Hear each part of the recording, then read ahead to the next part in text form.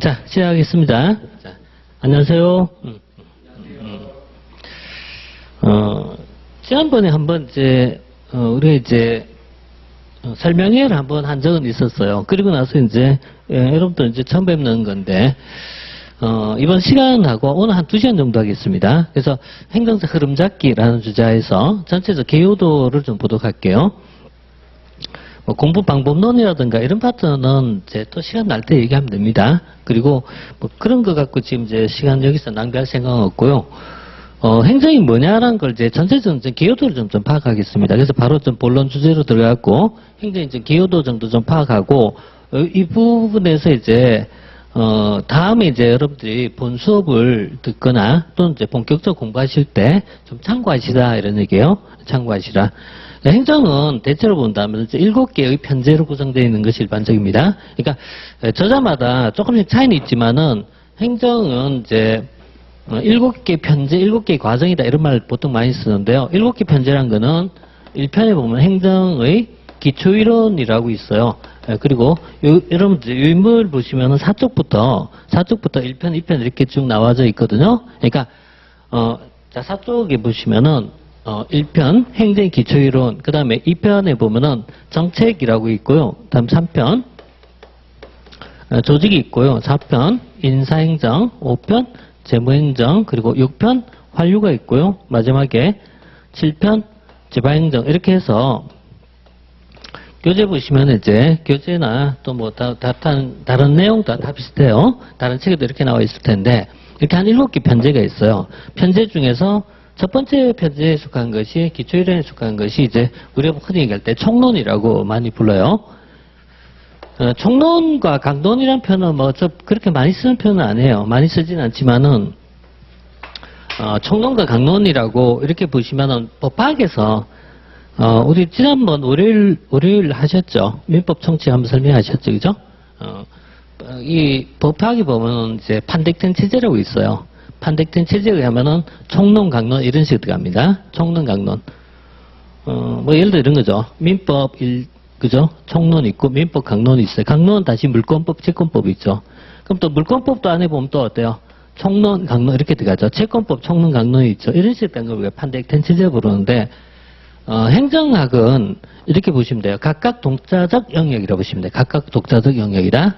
각각 독자적 영역으로 구성되어 있고 다시 있잖아요. 인사행정, 정책, 조직도 있잖아요. 따져보면 총론, 강론식으로 다시 구성이 되어 있어요. 그래서 정책학에도 앞에 개요가 있고 그 다음에 또 세부적으로 또 강론적 형식 이렇게 들어가거든요. 이렇게 들어가 있는데 이렇게 편제는 7개인데요. 과목을 특성이 좀 다른 것이 막 매칭되어 있어요. 행정학 자체를 우리가 종합학문이라고 불러요. 응용 종합학문이라고 불러요.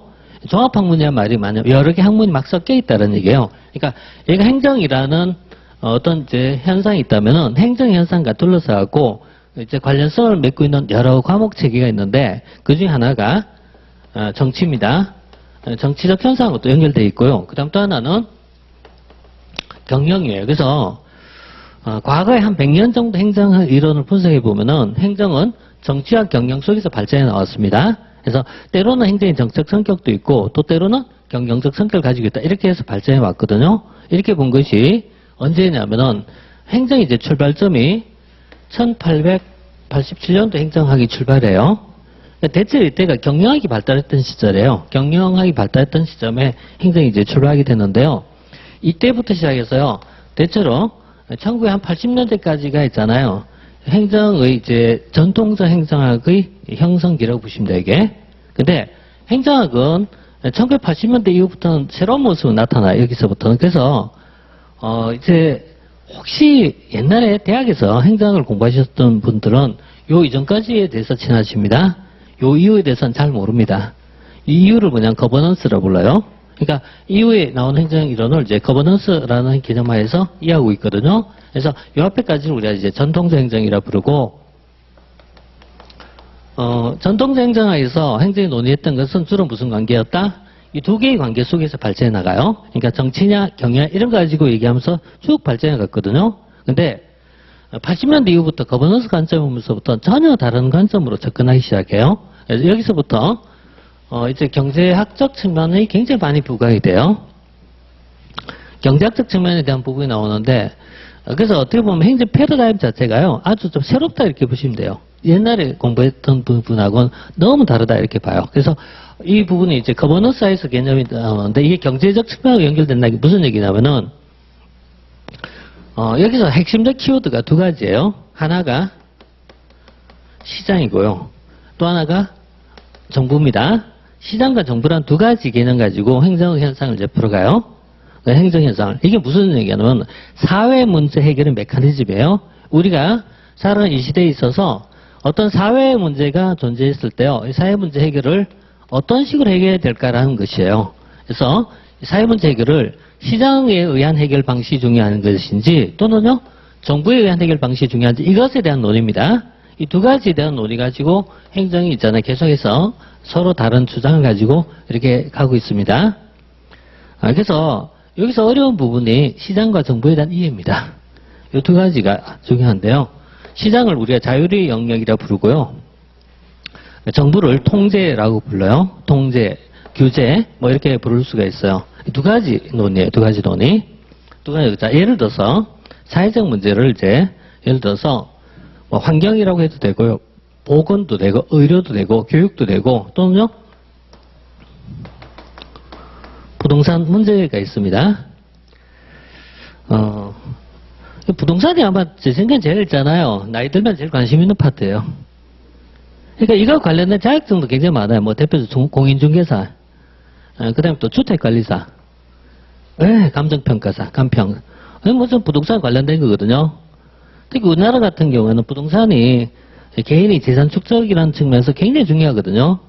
이 얘기를 또 하다 보면요, 뭐 사용가치가 어쩌고저쩌고, 교환가치가 어쩌고저쩌고 또 이런 얘기도 하게 돼요.